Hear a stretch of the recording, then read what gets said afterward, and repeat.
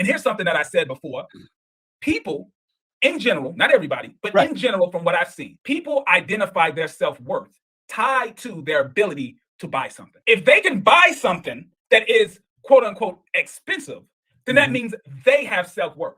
Even though 2 or 3 months down the road after they bought it, they have to buy another thing to make themselves feel good. The problem is you will never be able to fill the hole that's inside of you with buying consumer items. You'll never be able to do that. You can't tie your self-worth by your ability to consume material items. I personally tie my self-worth with my ability to produce. What am I providing the world? What can I do? Not monetary. What can I do to produce and make the world a better place? That's what I tie my self-worth in. And when you do that, I'm speaking from experience, when you do that, your spending habits will change. You don't have to get the most expensive this or the most expensive that. You're able to use your money in the most efficient way because you're not trying to impress other people. I can give a damn what Uncle Stu thinks about the car I drive. As long as the car that I drive is clean and it runs properly, like it's not breaking down all the time, I don't give a damn what someone thinks about the car that I drive. JT, you can afford a BMW, yep, and I drive a Chevy. It's clean. It's clean. It works good. It's paid for. I don't have a car note, stuff like that. Those are the things you can do when you no longer feel the need to impress other people by material things. The things that I'm most proud of are the things that money can't buy, which sounds cliche. I know it sounds cliche. It's a mindset that we need to have. It's an attitude we need to have. It's an adjustment we need to have. And therefore, that's why I need you to go in, because you're just as emotional. And when I say emotional, I want everybody to understand the passion you have is the same one Intentional Millionaire has. If we're working, he get into it. But guess what? Every time he does, there's a change. I'll say within me, or he'll make me see things that maybe I didn't see. You understand? He allows me to go to a different level. My family is now at a whole new level than we was 6 months ago. One of the things that I'm gonna put this out here. I'll tell everybody in the chat, where was you 6 months from now? And are you still at the same place 6 months later? You've been on YouTube for 6 months. What have you done? What have you learned? I love when you say produce, that your value is tied into what you're producing. And that's the whole key to this platform is every day I'm up. We on the phone with our small mastermind group. What can we do better today that we didn't do better yesterday? It's all about the production. It's not about the money. You know what I'm saying? We know the money will come last, but we need to produce. Yeah. And once again, this comes from a level of privilege because I learned this lesson from my father, and I learned this lesson from several coaches that I had, right? When you play a sport, your first day, you're not going to be the best guy there. Right. It just doesn't make sense unless everybody is their first day and you're just the biggest kid. Right. Which is sometimes what would happen because I was like one of the bigger kids. But in general, you're not going to be the best. And coaches and my father would always say, the only thing that you have to worry about is being better the next day than you were the day before. And if you string together enough of those improvement days, when you look back on the 6 months, right, what you were talking about, when you look back 6 months, you'd be like, damn, I'm so much better than I was 6 months ago. I may not be ultimately where I want to be, but I'm so much better than I was 6 months ago. And that's what life is about. Now, I'm a numbers guy, but I'm talking about life. Life is about growth.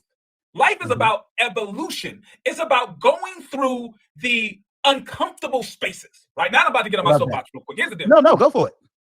When I am talking to one-on-one clients or I'm doing my show, and I'm talking about doing the hard things to make yourself successful, if it's creating a budget for yourself, if it's doing things in your business legitimately, if it's trying to get off of welfare, and even though it might be a struggle, because when you're on welfare, you can kind of get comfortable. That's right. You can kind of get comfortable, and you get trapped in this cycle of, well, if I make more money, they'll cut back my welfare. So should I really make more money? Which can keep you at a certain level. I say no. You have to go through the uncomfortable spaces in life to grow, right? If a caterpillar was unwilling to go through the uncomfortable space of being in a cocoon, it would never become a butterfly. I'm the guy online telling people you have to be in a financial cocoon for a while.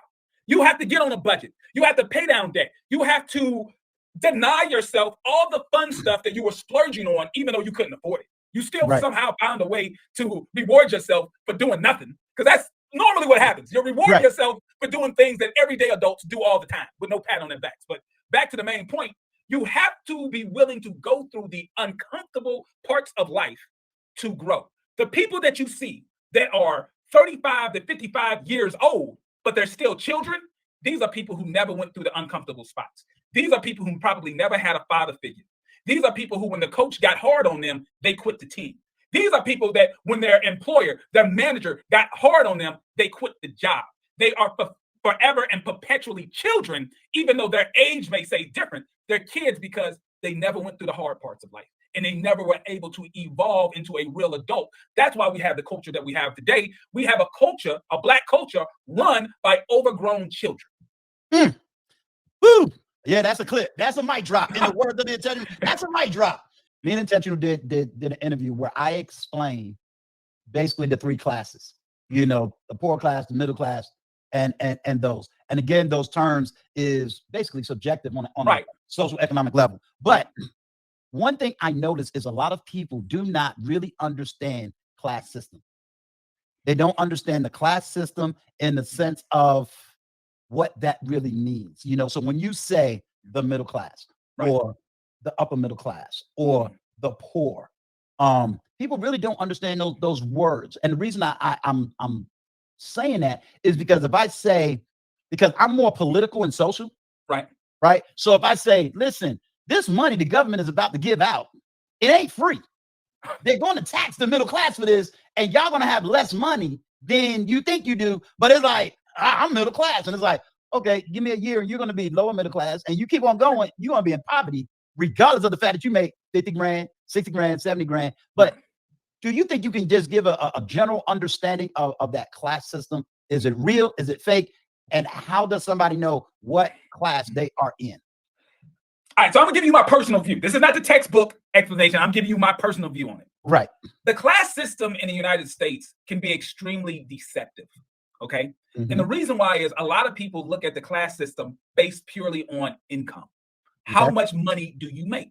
Right? If you make below a certain amount, let's say if you make $30,000 or below, generally there's certain areas of the country you can live on $30,000 depending on your lifestyle. But let's say if you make $30,000 or less, you're below the poverty line. You're someone that would consider it the poor class, right? Then if you're someone who makes in the six figures, you know, you're not like $250,000, but you're six figures to about 65,000, something like that. Okay, maybe someone would say this person lives in the middle class, and then you got the high net worth, the high earners who are $250,000 a year or more, right? Let's just say I'm doing general numbers. Right. But that's a perception that can be extremely deceptive based on spending, right? Everyone talks about income. I don't give a damn about your income if you don't have control over your spending. Most people cry and complain. And listen, I am not a fan of victimhood. There's professional victims in our community. They wake up thinking about being a victim and they go to sleep thinking about being a victim. Their whole identity is being a victim. To me, that's a suckers and a losers game. And I'll explain why. Okay. The placing yourself in a position of being a victim means that you have no control over your own life. All you're doing is responding from a behind position and explaining all your failures based on being a victim. And when you do that, you lock yourself in. There can never be growth if you're always a victim and you're never in control of yourself. But when it comes to these different classes, someone being poor, someone being middle class, someone being, high net worth earners, it really comes down to how are you participating in this open game of life? How are you participating in this game of life? Now, everybody's played cards before. I'm sure you played cards before. Yes. And in our community, we're known for spades. Yes. We're known for spades. Here's the thing. And this spades is the way big whist. This is the way that I always kind of think of it. My father gave me this analogy before. Okay. When you're playing spades, you have no control over the cards you're dealt. Unless you're cheating. Right? I'm going to assume you're not cheating. Right. You have no control over the cards you're dealt. You can get a hand full of spades or you can get a hand full of hearts. Right? You have no idea. But here's what you are in control of for those spades players. You get a chance to look at your hand and call out your books. You can look at your hand and be like, man, I probably got 2 or 3 books. Right. Or you got a good hand, you got control over that. Right. That's kind of how life is. You don't control who your parents are, where you're born, none of that stuff. You wake up and you're here. That's the cards you were dealt. Now, someone who's never played spades will say, well, it's unfair if someone gets dealt a hand with all the best cards. Well, life isn't fair. It's not supposed to be fair. You're supposed to figure out the rules of the game and play accordingly. Because I've seen people who are dealt an extremely good hand and still lose. That's right. Because they didn't know how to play the hand. They're cutting their partner and all this crazy stuff. Just because you got a good hand does not mean you're automatically going to win. Same thing in this game called life, especially in the United States of America. I've seen many times from wealthier clients, their children grow up to be losers, even though they got the hand that most people would wish for. Most people would wish for this hand. What happened? They played it the wrong way. And I've also seen people who were dealt horrible. My father was probably dealt one of the worst hands that you could be dealt with. Just growing up to a large, poor family, didn't even have indoor plumbing. Like, have you ever had to use the bathroom in an outhouse? Like, what's I'm a veteran. You know what I'm saying? Like this is